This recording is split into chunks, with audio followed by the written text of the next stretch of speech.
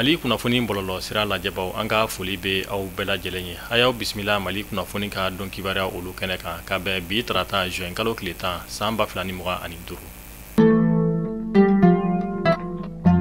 Kunnafoniya daminɛna an b'aw ladɔnniya k'a fɔ AES Alliance des États du Sahel ni o be tali kɛ Mali, Niger fo ka taa se Burkina ma. Ale tɔgɔla dɔnkili ni o y'a fasa ye. Nansarakan na an bɛ mun wele ko IMU o dara kununko ni jamana saba bɛɛ lajɛlen kɔnɔna na. Ni a bɛ wele bamanankan na ko Saheli bɛnkan. Kulubakaw olu fɛ yen nɔ an ka jamana ɲɛma Général d'armée Assimi Goïta ale ye AES drapeau yɛlɛ kɛnɛ mun kan an ka gouvernement ɲɛma Général de division Abdoulaye Maïga fo ka taa se a ka marabolo maa caman ma olu tun bɛ kɛnɛ kofɔta in ale kɔnɔna na. Burkinakaw olu fɛ yen nɔ Capitaine Ibrahim Traoré ale fana ye AES drapeau yɛlɛ. Ka sanga ni fɛn mun ye Nigerkaw olu fana fɛ yen nɔ Général Abdramane Tiani ale ye AES drapeau yɛlɛ kununko juin kalo tile 9 kelen. An b'aw ladɔnniya k'a fɔ nin b'a yira k'a fɔ fɛn mun ye AES a kungilenna an b'aw ladɔnniya k'a fɔ nin b'a yira k'a fɔ AES kungilenna a ka baaraw olu bɛ se ka an b'aw ladɔnniya k'a fɔ fɛn mun ye AES jamanaw ye u ka baaraw an'u kungilenna o bɛ ka sabati dɔɔni ni ka taa a fɛ walasa aw ni ne an ka faamuyali caman ni k'o sɔrɔ an ka jɛ ni ka IMU yɛrɛ ale lamɛn.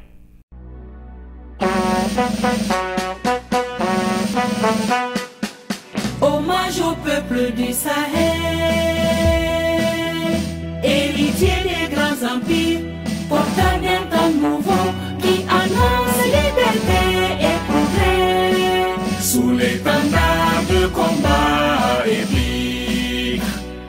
peuple de l'AES, intrépide et souverain. An bɛ segin ka na ba Maliba ale kɔnɔna na fɛn mun ye an ka gouvernement ɲɛma Général de division Abdoulaye Maïga AES drapeau yɛlɛnin kɔfɛ kulubakaw olu fɛ yen nɔ a ye kuma ta walasa aw ni ne an ka faamuyali caman ni k'o sɔrɔ AES kungilenna ani fo ka taa se drapeau yɛlɛ in yɛrɛ ma an ka jɛ ni k'an ka gouvernement ɲɛma Général de division Abdoulaye Maïga ale ka kɔrɔfɔ olu lamɛn. Drapeau tɛmɛlen kɔ AES a fɛn filanan o devise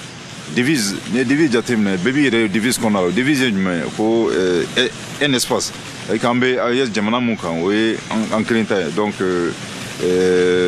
dugukolo o dugukolo o y'an ta ye un espace o tɛmɛlen kɔ un peuple c'est que donc an ye kelen de a kɛra Burkina a kɛra Mali a kɛra Niger an bɛɛ de ye jamana kelen jamanadenw bɛɛ ye jamana kelen ani un destin o kɔrɔ an bɛɛ ka miirinata ani an ka sini ɲɛsigi o fana bɛɛ ye kelen donc devise bɔlen a la sɔgɔmada in na ala barika la an bɔra ka hymne ko exécuter a dabɔra ka vraiment ka hali bi ka dusu don cɛ jamanadenw kɔnɔna la donc n'o ye AES jamanadenw ye mais a hymne fana kɔnɔna la kumakan gɛlɛnw b'a kɔnɔna la kumakan gɛlɛn min b'a kɔnɔna la o ye k'a fɔ AES jamana ɲɛmɔgɔw ka miirina ye mun ye ani AES sigira gɛlɛya mun kan ani AES bɔra yɔrɔ min na ni ala barika la an bɛ fɛ ka taa yɔrɔ min na quoique hymne yɛrɛ nafa ye mun ye n'an mana lamɛn o ye ka dusu don jamanadenw kɔrɔ n'an b'a fɔ tubabukan na ka mɔgɔw galvaniser ka dusu don u kɔnɔ je crois que bi min na an ye mun faamuya jamana ɲɛmɔgɔw ka miirina kɔnɔna la ni mana AES hymne lamɛn o b'a yira k'a fɔ bi min na AES jamanaden bɛɛ de an bɛɛ de ye sarasi minnu ka baara ye sarasiya ye olu dɔrɔn tɛ parce que AES hymne kɔnɔna la kelen don k'a fɔ ko nous sommes tous des soldats fɔlɔ k'a fɔ vraiment an bɛɛ k'an bolo di ɲɔgɔn ma k'an ka jamanaw bɛ se ka kisi cogo min na hali bi ka se ka o sinsin jamana ɲɛmɔgɔ olu ka baara kɛ mais baara tɔ o ye ka se ka hymne ka se ka a jɛnsɛ jamana fan bɛɛ kɛra kalanso kɔnɔna a kɛra sanfɛ kalanso kɔnɔna a kɛra société civile a bɛ se ka jɛnsɛ yɔrɔ o yɔrɔ mais jɛnsɛnlen kɔfɛ a ka kan fana an minnu ye aw ye jamanadenw ye ka se ka a ta i n'a fɔ an b'an ka hymne national dɔn cogo min na a ka kan an ka AES hymne an ka se ka o fana dɔn ten.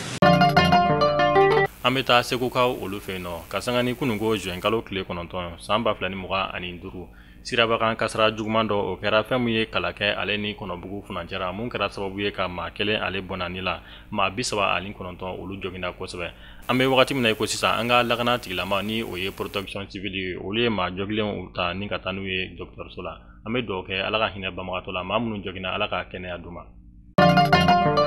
An bɛ taa Kayikaw olu fɛ yen nɔ Kayi finitigilaka mun ka baara ɲɛsinnen don drogue kɛlɛli ma ka bɔ an ka jamana kɔnɔna na olu ye wulikajɔ dɔ kɛ wulikajɔ mun kɔnɔna na u ye wele bila musolaka dɔ ma mun si bɛ tali kɛ san 32 o bɔɲɔnko sɛgɛsɛgɛliw olu tɛmɛnen kɔfɛ u taara sɔrɔ ni musolaka in bolo fɛn mun ye drogue o caman de bɛ ni musolaka fɔta in bolo Kayikaw olu fɛ yen nɔ sɛgɛsɛgɛliw olu tɛmɛnen kɔfɛ u y'a yira k'a fɔ fɛn mun ye drogue mun ni a bɛ wele ko tramadol o sase caman de tun bɛ musolaka in bolo fo ka taa se drogue mun ni a fɛnɛ bɛ wele ko kusi o dɔ sɔrɔla musolaka in bolo ani fo ka taa se CFA wari 80,000 ani 3,000 ma. Sɛgɛsɛgɛliw tɛmɛnen kɔfɛ musaka minnu ni o bɛ sɔrɔla musolaka in bolo ka fara wari ale ni drogue yɛrɛ valeur kan a bɛ t'i jɔ fɔ CFA wari $13,000,000 o bɔɲɔnko la. Mali météo ale ye kunnafoniya di kɛ ka yira k'a fɔ ka taa juin kalo tile 9 fo ka taa se juin kalo tile 15 nata ma ko maaw k'u hakili to u yɛrɛ la kosɛbɛ ka sababuya kɛ fɛn min ye sanjiba ale makɔnɔnen don an ka jamana fantan ani 4 bɛɛ lajɛlen kɔnɔna na fɔ n'a y'i danbɔ Tawudeni ale région na. Sanji mun ni ani fiɲɛkolon bɛ ɲɔgɔn na kosɛbɛ ko maaw k'u hakili to u yɛrɛ la ni wagati kofɔta ninnu na walasa a kana se ka kɛ kɔlɔlɔ ye u ma cogoya mun na. An bɛ taa kɔkan kibaru la an bɛ taa Togokaw olu fɛ yen nɔ. Jatigɛ wale tigilamaw ye bingani wale ta ni ka Togo finitigilakaw olu sɛgɛrɛ mun kɛra sababu ye Togo finitigilakaw ka wulikajɔ kɛra sababu ye ka dankari kɛ jatigɛ wale tigilama 6 ani ni ka jatigɛ wale tigilama 7 ni ka tɛgɛ da kan ani u bolofɛn minɛ caman.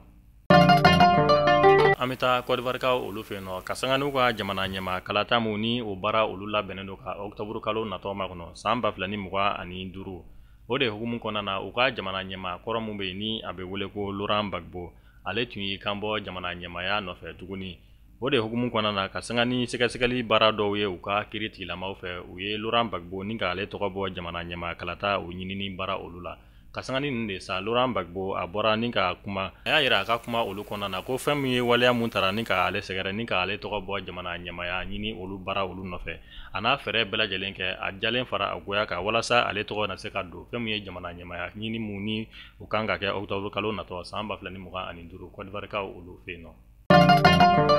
Mali kunnafoni bɔlɔlɔ sira lajɛbaw nin de bɛ dansigi kɛ an ka bi kunnafoniyaw la an sera ka mun sɔrɔ ni ka da u tulo kan an b'a fɔ aw k'an bɛn donna nataw la kunnafoniya kura olu kɛnɛ kan ala ka AES jamana bɛɛ lajɛlen basigi.